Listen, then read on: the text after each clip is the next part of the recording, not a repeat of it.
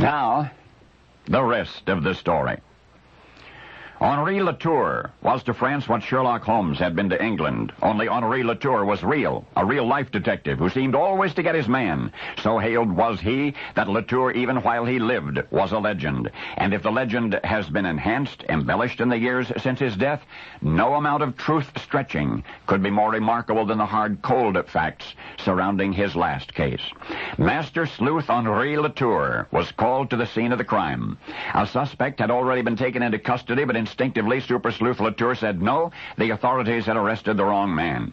How could Latour be so certain? Well, it was a matter of simple deduction, he said. Pieces were missing from the puzzle, but he, Latour, would find the pieces, he would unravel the tangled clues, he, Latour, would lead them to the true criminal, and so began what some described as the most brilliant trackdown in the history of France. Carefully, Latour assembled the fragmented evidence, one piece, one step at a time.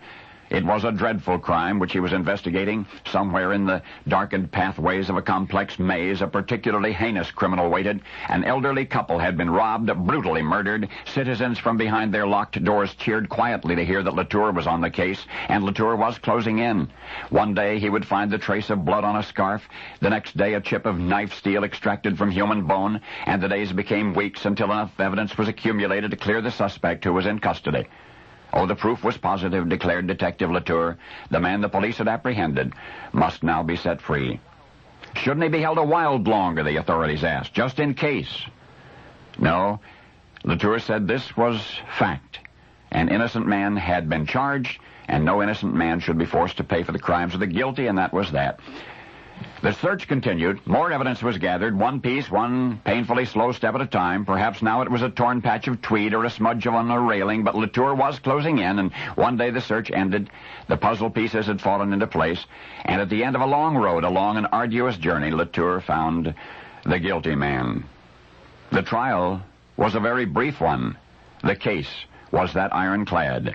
Latour was on hand personally to reweave an amazing web for the jury, and the verdict was guilty. The judge commended Latour for his tireless effort, for his brilliant detective work. The newspapers applauded. But with that verdict, abruptly and without explanation, Latour retired. He quit altogether.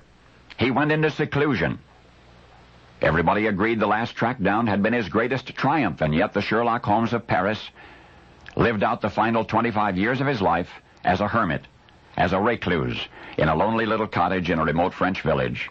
Only after his death the carefully guarded secret would come to light, and an admiring nation would learn the whole truth about Latour's last case.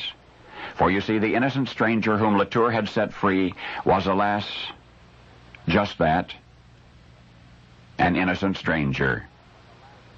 But when the last piece of the puzzle was in place, the dedicated detective was himself trapped by his own uncompromising sense of justice. For by then he had been led by the irrefutable evidence which he had so arduously collected to the arrest and the conviction of his own son. And now you know the rest of the story.